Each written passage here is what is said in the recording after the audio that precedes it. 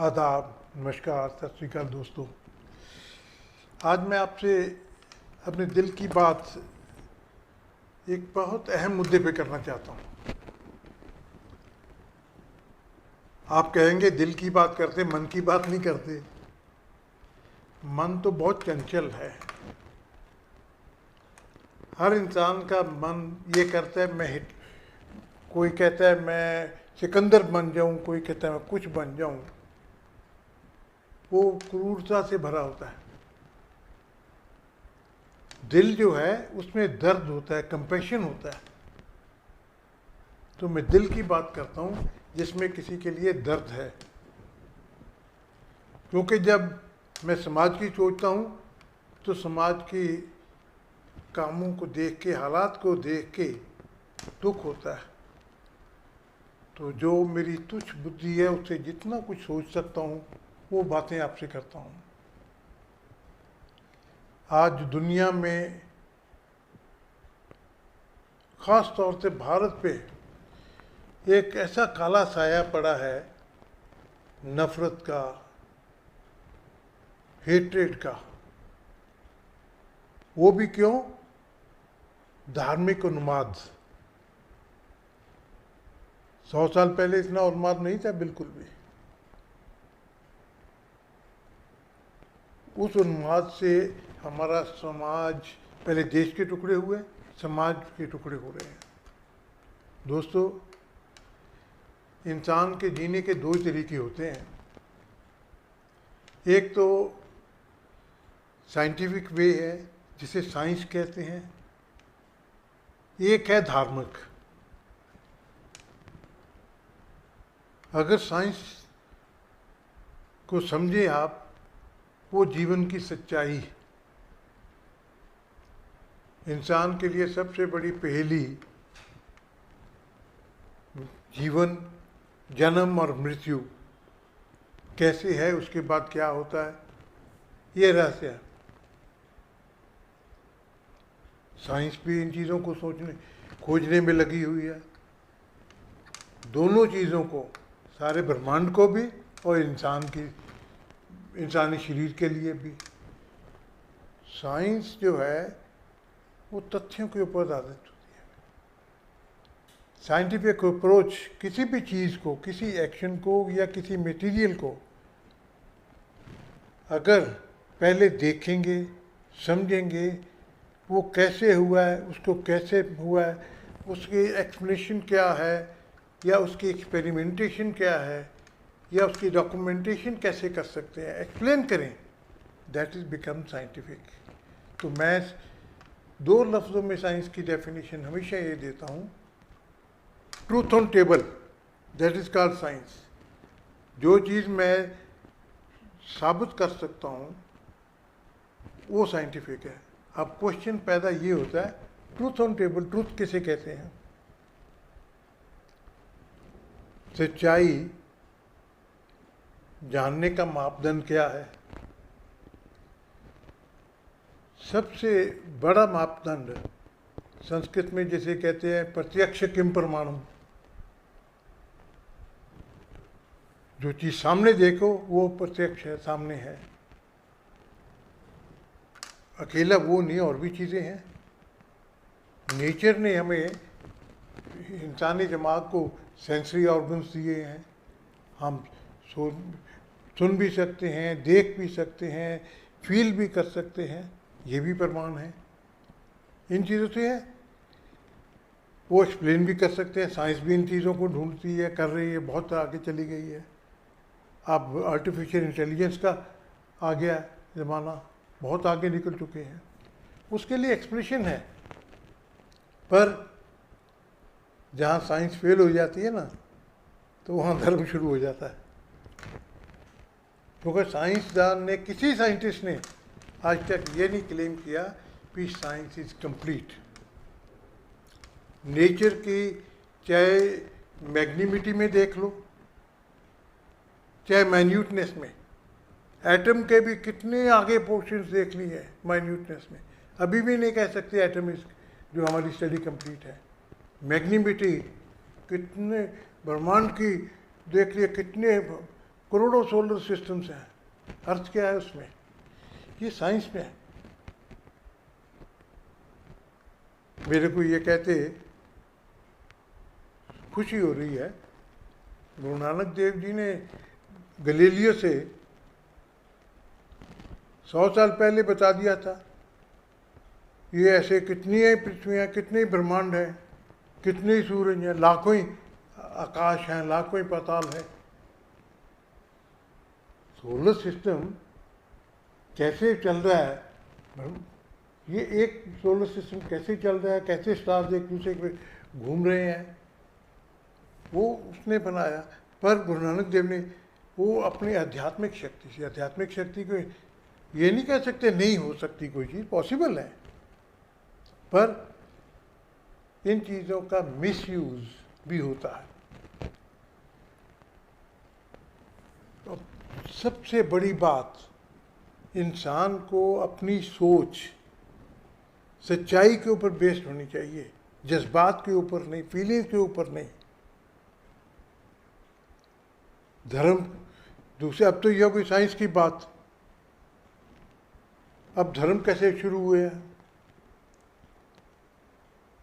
धर्म कब से शुरू हुए, तो इसमें सोचना होगा, तो पहले ये सोचना होगा कि सृष्टि कब बनी, सृष्टि कब बनी,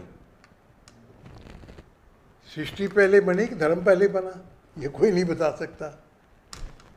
पर एक बात पक्की है, जो कुछ साक्ष्य मिले हैं हमें आज के साइंटिफिक युग में, जो कुछ डाटा इकट्ठा हो सका है, दुनिया में जितनी बड़ी सभ्यताएं हैं, चाहे मेसोपोटामिया की हो, मिस्र की हो, तुर्की की हो, इंडिया की हो, चाहे चाइना की, साउथ अमेरिका की, सब जगह पे ह्यूमन रेस ने कैसे डेवलप किया, कैसे आगे बढ़े,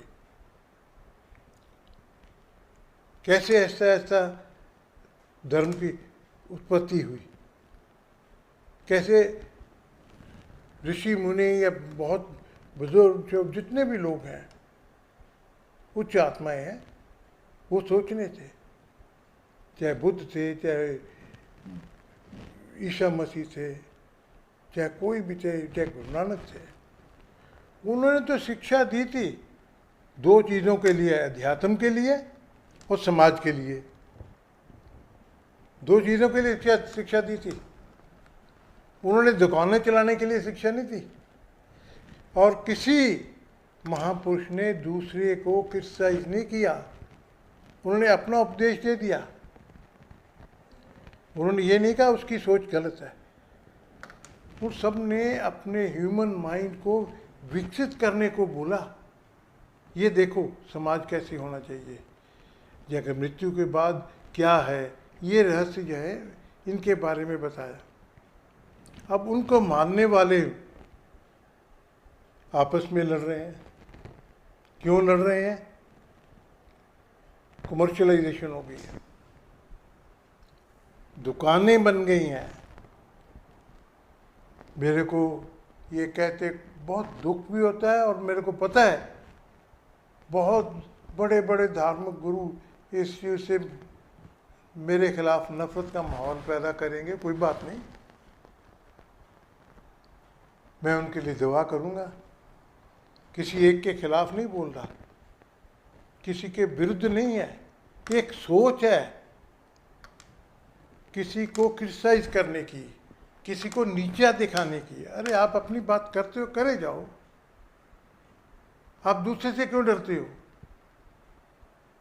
आप ये क्यों कहते हो वो उसने इस धर्म के उसने बदल लिया, ये सोच है।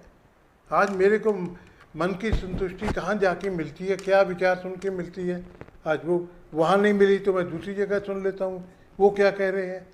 अगर किसी जगह भी नहीं तो मेरे जैसा वो भी होता है भी मैं नहीं किसी भी चीज़ को मानता, इसमें बुराई क्या है। दोस्तों, आज हमारा समाज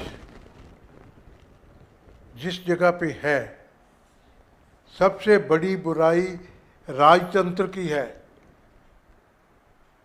राजतंत्र हर जगह का, हर देश को ये है भी मैं ये कर लूँ, मैं ये कर लूँ, ये भी मैं हथिया लूँ, ये भी हथिया लूँ। हर देश का यही है, कोई व्यापार के ज़रिए, कोई ताकत के ज़रिए, कोई किस एक्सप्लॉयटेशन के ज़रिए करने की कोशिश करता है। ये जितने भी हैं राजतंत्र वाले, फिर वो आगे लोगों को डिवाइड करने में लग जाते हैं और लोगों को इस कदर तक डिवाइड कर देते हैं, एक दूसरे के खून के प्यासे बन जाते हैं। इंसान की बेसिक ज़रूरतें जो हैं उनको समझने की ज़रूरत है, उनको पूरा करने की ज़रूरत है। राजतंत्र उसके लिए बना हुआ है, ना कि मेरी इच्छा पूर्ति के लिए, ना कि ये जो मैं चाहता हूँ वो हो। हर इंसान को बराबर का हक है। ये तो जानवर भी जंगल में एक दूसरे की रक्षा करते हैं। जो लोग धार्मिक उन्माद में, वायलेंस में पड़ते हैं, मैं तो ये समझता हूँ वो जानवर से भी नीची सोच के हैं। महात्मा बुद्ध ने बहुत अच्छी शिक्षा दी थी। एक बार उनके शिष्य ने पूछा, आप जब चले जाएंगे तो हमें कौन रोशनी दिखाएगा, हमें संसार में रास्ता कौन दिखाएगा? तो महात्मा बुद्ध ने उसे बोला, अब दीपो भव, तुम अपने दीप आप बनो, अपने दिमाग को रोशन करो। दीप का मतलब बाहर रोशनी नहीं, टॉर्च नहीं है, दिमाग को रोशन करो, सोचो। सोचने को बोला है उन्होंने, जज्बात में बहने को नहीं बोला। महात्मा बुद्ध की सोच इंसानियत की सोच थी। गुरु नानक ने भी,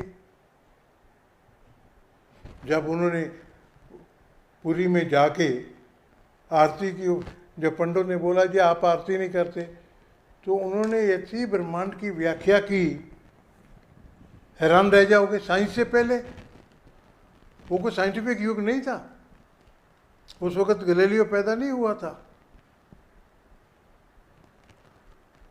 और उन्होंने जो व्याख्या की इससे ज़्यादा कोई कर नहीं सकता। नेचर से एक समझ के, हर इन डेप्थ स्टडी करके, दैट वाज साइंटिफिक अप्रोच। दोस्तों, मैं यही चाहूँगा आप अपने अंदर साइंटिफिक अप्रोच लाइए। हर चीज़ को, हर मसले को समझने के लिए उसकी बैकग्राउंड देखिए, जज्बात में मत बहिए। जज्बात जो हैं आपको कहीं का कहीं ले जाएंगे और समाज में रहने लायक नहीं रहेंगे। तो इसलिए मैंने तो अपने विचार रख दिए। अगर आप मेरे विचारों से सहमत हैं तो आप भी आगे इस मिशन को आगे बढ़ाएं, लोगों को सचेत करें, साइंटिफिक अप्रोच, सच्चाई के रास्ते पे चलें।